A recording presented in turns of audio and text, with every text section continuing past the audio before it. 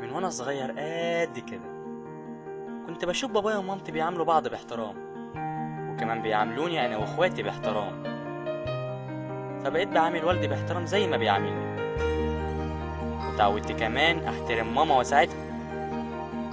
ولما كبرت شوية دخلت المدرسة واحترمت مواعيد حصصي، وكنت بعمل اساتذتي بكل ادب واحترام،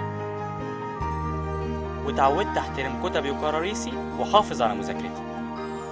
حتى شنطتي رغم انها ساعات بتكون تقيلة ومش ببقى قادر اشيلها، الا اني برضو بحترمها ومش ببهدلها.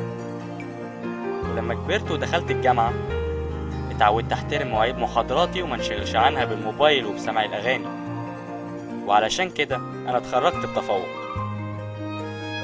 وبحترم كمان مظهري واظهر بمظهر محترم قدام الناس، وراعي كمان حدود الاختلاط. وتعودت كمان احافظ على نظافة اي مكان اكون موجود فيه، واحترم كمان قوانين المرور سواء كنت ماشي او حتى راكب عربية. واصحابي كمان بحبهم قوي وبعاملهم باحترام، ومحدش مننا بيزعل من التاني. وكمان بساعد الناس وبكون متعاون معاهم.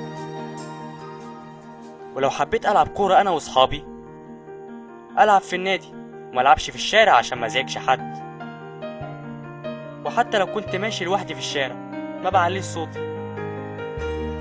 ولما بروح اصلي في الجامع بكون منظم وبحترم بيت ربنا، واول حاجة بعملها اني بحط جزمتي في مكانها وبعمل موبايلي صامت.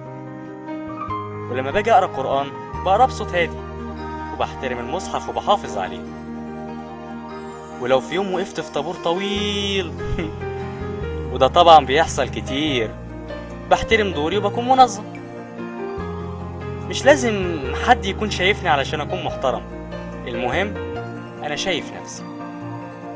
على فكرة انا انسان عادي جدا زي كل الناس، بس الفرق في حاجة واحدة، ان احترامي لذاتي هو مبدأ حياتي، وانت كمان خليه مبدأ حياتك.